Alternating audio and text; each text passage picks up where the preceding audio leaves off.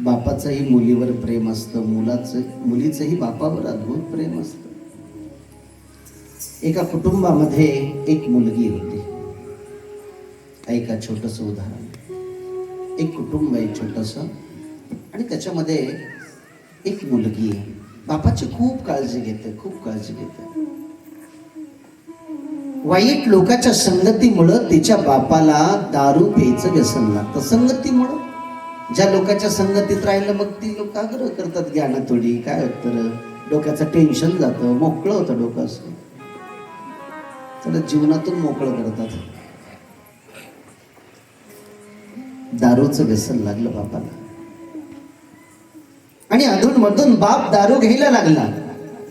दारूचं प्रमाण कमी आहे तोपर्यंत ठीक आहे, मायबाप वाढल्याच्या नंतर घरची घर उद्ध्वस्त झालेली पाहिलेत तुम्ही.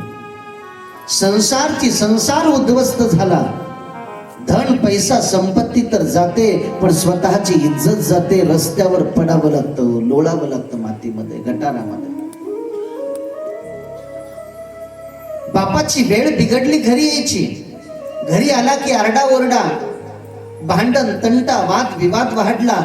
घरातली अशांती वाढली. शांती गेली घरातली निघून, आनंद गेला.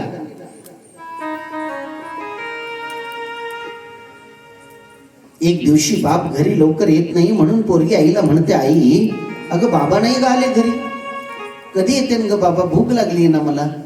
आई म्हटली, अगं पिऊन पडला असेल तुझा बाप, कुठे ही कुरकुटक खाऊन आणि जा झोपी. मुलगी नाही हो झोपत, वाट पाहते. नाही गाई, बाबा येऊ दे मग जेवूयात. 10:30-11 होतात, बाप घरी येतच नाहीये. आणि म्हणून पोरगी आईला उठवते.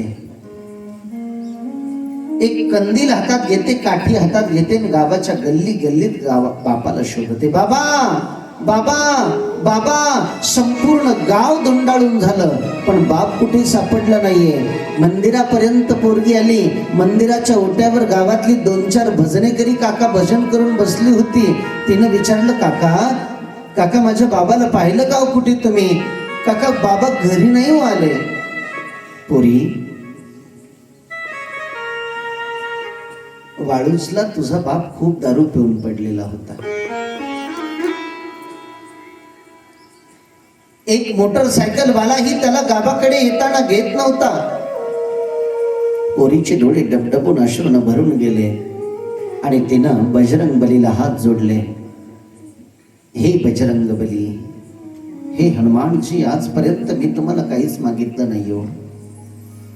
बस आज एक विनंती, तुमच्या चरणी माझे बाबा सुखरूप घरी येऊ द्या.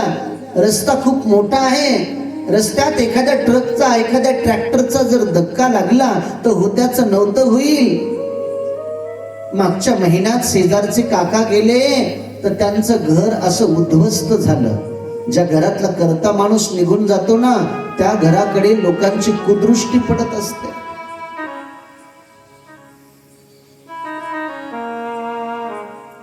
मंदिराच्या पाठीमागच्या गटारातून आवाज आला म्हणून पोरीनं कंदिलाची वात मोठी केली. मंदिराच्या पाठीमागे पाहिलं तर गटारात दुसरं कोणी नाही, तिचा बाप पडलेला होता. पोरीनं आवाज दिला, आई ये इकडे, बाबा इथं पडले. ती दोघा माई लेकीनं पकडलं, घरी आणलं, कपडे बदलले, शरीर स्वच्छ केलं. तेवढ्या रात्री पोरीनं ताट घेतलं, भाकरी घेतली, भाजी घेतली. आई लेकराला कशी खाऊ घालते तशी पोरगी एक घास बापाला खाऊ घालते. बाबा सकाळपासून कोरी दारू प्यालात, बाबा दारू लागेल तुम्हाला, 2 घास खा, माझी शपथ आहे तुम्हाला, 2 घास खा. आग्रह करू बापाला खाऊ घालते. बापाच्या अंगावर शॉल टाकते, बापाला झोपायला घालते. एवढं प्रेम करणारी फक्त पोरगी असू शकते, पोरग नाही करणार. पोरगी करू शकते. आणि असं नाही की बापाचं मुलीवर प्रेम कमी असतं हो. बापाला दिवस रात्र एकच चिंता असते, माझ्या ताईचं चांगलं झालं पाहिजे, माझ्या लेकराचं चांगलं झालं पाहिजे, माझ्या लेकराला चांगलं स्थळ मिळालं पाहिजे.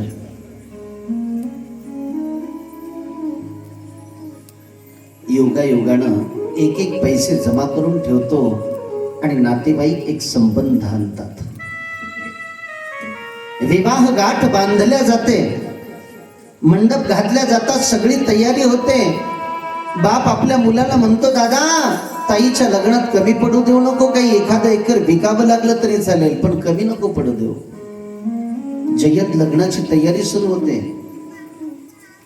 अहो, जो बाप कधी कुणाकडे गेला नाही, प्रत्येकाच्या दारात जाऊन हात जोडतो, बर का ताईच्या लग्नाला या, बरं का चुकून तुमचं नाव पत्रिकावाल्याकडून छापायचं राहिलं असेल, नाराज होऊ नका, ताईच्या लग्नाला या. सगळ्यांच्या पाया पडतो, 4-4 वेळेस फोन करतो, 8-8 वेळेस दारात जातो, विनंत्या करतो. जय्यत लग्नाची तयारी सुरू झाली. लग्न समारंभ सुरू झाला. ब्राह्मण आणि माईक हातामध्ये घेऊन सावधान सुरू केलं. सगळ्याच्या हातात अक्षदा असतात, पण कोरड्या बापाच्या हातात ज्या अक्षदा असतात ना, त्या अश्रूनं ओल्या चिंब झालेल्या असतात, जो पोरीच्या डोक्यावर बाप टाकतो.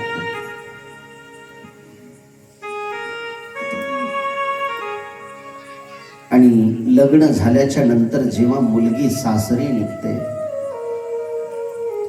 सासरी निघल्याच्या नंतर तिच्या मैत्रिणी तिला भेटतात. विसरू नको बरं आम्हाला, मावशी मामी आधी सगळे नातेवाईक भेटतात, विसरू नको बरं पोरी. सगळ्यांना बोलते, सगळ्यांशी गप्पा मारते, कोणी रडतं, सगळ्यांशी भेटून पोरगी जेव्हा आईच्या दर्शनाला येते, जाण्याच्या अगोदर काही क्षण आई येत्या, माय आपल्या पोरीला छातीला लावून हंबरडा फोडते. ताई, या वेड्या आईनं कधी तुला चापट मारली असेल, कधी कान पकडला असेल तर विसरून जा बरं. अगं आई, वेडी झाली का तू मला जर चापट मारली नसती तर मला चपाती लाटता नसती आली, भाजी बनवता नसती आली. अगं आई, तू तर मला शिक्षा नाही शिक्षण दिले, ते मी केव्हाच विसरून गेले. आई, मागच्या 5 वर्षापासून तुम्ही दोघं नुसते बाबा आणि तुम्ही भांडत राहता ग. मी पाहते, मी गेल्यावर आता मला एकच वचन दे, तुम्ही दोघं भांडू नका. पाठीमागे तिचा भाऊ उभा असतो. भाऊ जीवनभर जे भांडत राहिले, तो भाऊ हंबरडा फोडून रडतो. ताई, आजपर्यंत मी तुझ्याशी नुसता भांडत राहिलो, तुझ्याशी शत्रूसारखा वागत राहिलो, परंतु आज मला कळालं की बहीण काय असते ते. तू राखी घेऊन बसायची, दिवस मी घरी येत नसे. उवाळणीच्या दिवशी भाऊ बिजेला तू ताट घेऊन बसायची, मी घरी येत नव्हतो.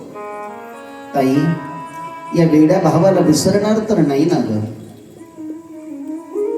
भाऊ बिजेला रक्षाबंधनाला येशील ना मला भेटायला. पोरगी भावाच्या गळ्यात पडून रडते.